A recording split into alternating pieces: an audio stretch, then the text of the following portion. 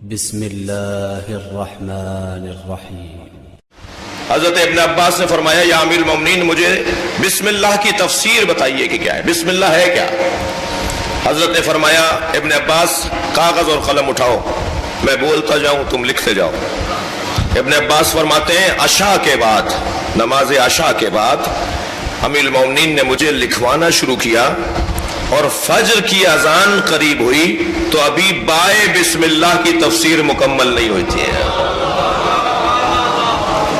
اور جب حضرت ابن عباس سے پوچھا گیا کہ جی یہ تو ابھی با کی تفسیر ساری رات میں مکمل نہیں ہوئی، تو ابھی بسم اللہ میں تو اور حروف بھی ہیں، بسم اللہ میں تو اور حروف بھی ہیں، تو یہ کہاں تک بات جائے گی؟ تو امیر المومنین سے پوچھا ابن عباس نے، مولا یہ تفسیر کتنے کاغذوں پر اور کتنے مسودے پہ جا کے مکمل ہوگی؟ حضرت نے فرمایا میں نے اگر سورہ الحمد کی تفسیر کی تو وہ 70 اونٹوں پر لادھی جائے گی۔ صلوات پڑھ لیں محمد و آل محمد۔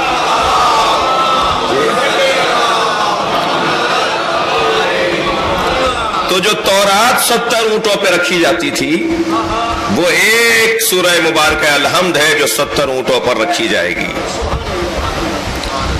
حضرت ابن عباس سے کسی نے کہا ابن عباس آپ تو حبر الامہ ہیں، حبر الامہ لقب ان کا، امت کا جومر، امت کا ٹیکا، امت کی شان۔ حضرت ابن عباس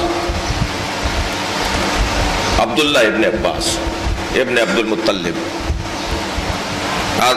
کنیت سے اور ولدیت سے پکارا جا رہا ہے، نام ان کا عبداللہ ہے مگر پکارا جاتا ہے ابن عباس، عباس کے بیٹے۔ اب ایک بیٹا ہی اس قابل ہو کہ باپ کو اس کے ذریعے پہچانا جائے، یہ بہت بڑا مقام ہے ایک اولاد کے لیے کہ والد اس کی وجہ سے پہچانا جا رہا ہو۔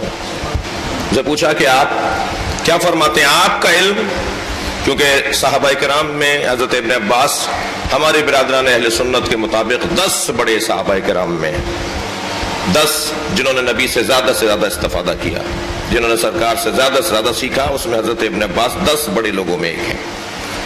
پوچھا آپ کا علم اور علی کا علم کیا فرق ہے دونوں کے علم میں؟